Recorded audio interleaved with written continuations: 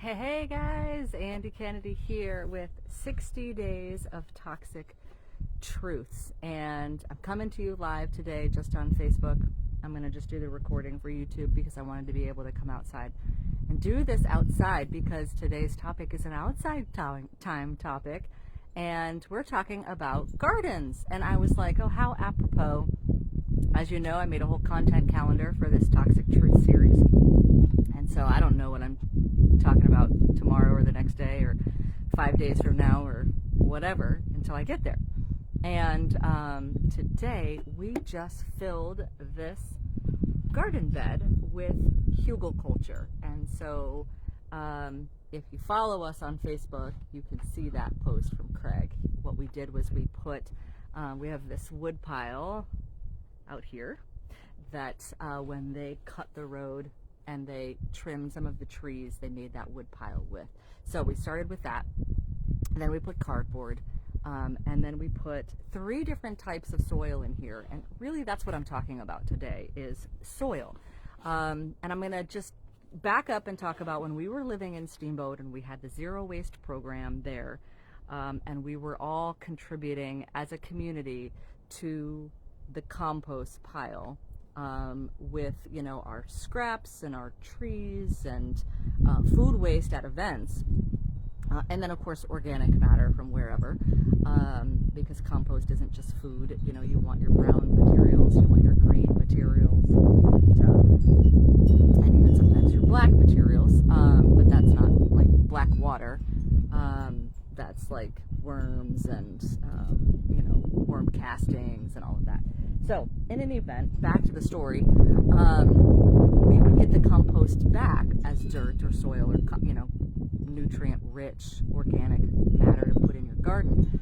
Sometimes there would be plastics in there because other trash or whatever would get in there. And so that's important to know where your dirt comes from, because if you're going to put it in your veggie garden, you want it, this was all bagged, which I don't love. I don't love soil wrapped in plastic. Not a huge fan of that.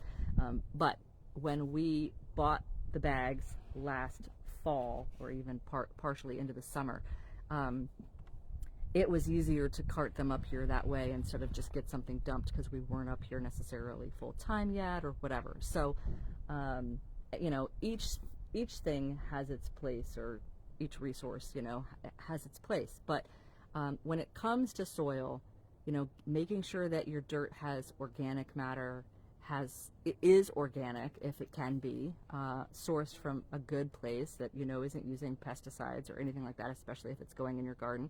So we used just a general organic topsoil blend combined with an organic garden nutrient-rich blend, combined then the third type was a mushroom compost.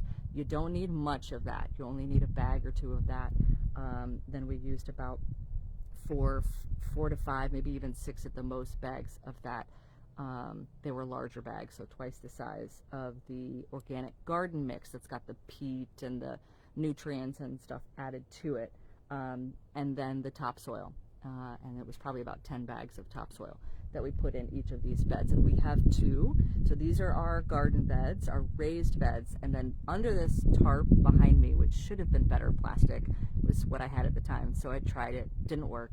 But what you want when you cover crop and then chop and then put tarp over it, you want to kind of kill everything that's there, make it, you know, focus on its roots and organic matter. And we're not tilling, so in permaculture we don't till, so we'll just chop and drop what's under that tarp, and then we're going to put cardboard again, and you want to take the tape off of cardboard if it's going right into something like that, and that takes a long time. It's a bit of a bummer. So we're going to get started on that tomorrow, even though we're not really ready for this bed yet. That's a good sort of weekend task to do, mindless task to do, break it up in sections or whatever. But then the cardboard, and then we're going to get dirt delivered. And so what we've been stalled out on, and why there isn't dirt back here yet, is because that's hard to find organic nutrient rich, you know, maybe with a little bit of compost as well. You know, you can get stuff like that, dirt like that from Lowe's, but you don't know where it's sourced, right? You don't know what's in it. It might have some plastics in it. I hear that a lot from people, that their delivery of soil comes to them with stuff in it. And if you're growing your vegetables, you don't want microplastics in there. You don't want micro trash in there, cigarette butts in there, right? You don't want any of that stuff in there. And so it's important to know where to source that from, and to have that, you know, trust that source and delivery. So we're still in that process of finding something like that here. There are a couple of places nationally that will drop soil for you, mushroom compost and compost, etc.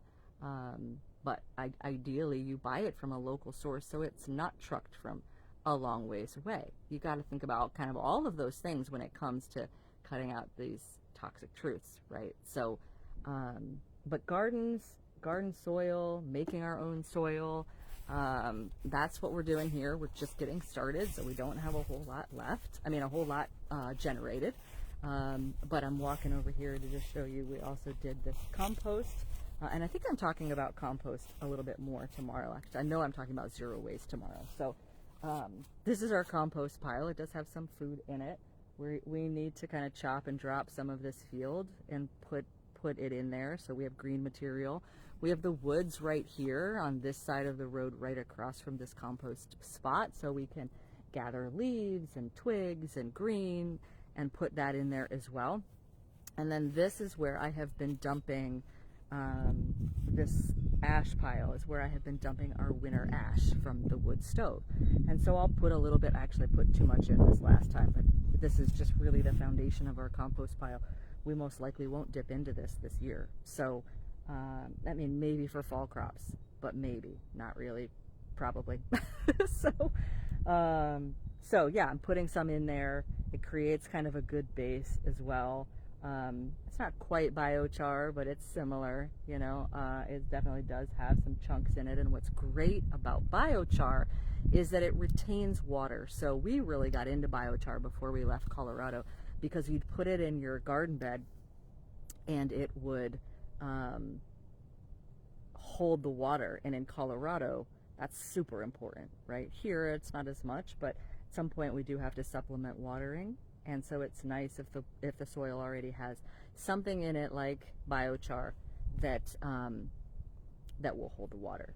So if you aren't familiar with the word biochar, was something I definitely wanted to mention today for you guys. So check that out, and then source, you know, get your dirt from a good source. Always try and make sure it's organic. Create your own soil where absolutely possible. As much as possible, because we are depleted on this planet. You know, we're using up all of our good soil, or it's already been used up. So so that is today's Toxic Truth, guys. Thanks for watching. Coming to you out from outside Shambhala and all of our garden beds. I walked a little too far away from the garden beds, but you got a good view of that. So thanks for watching, and as always, we will see you tomorrow.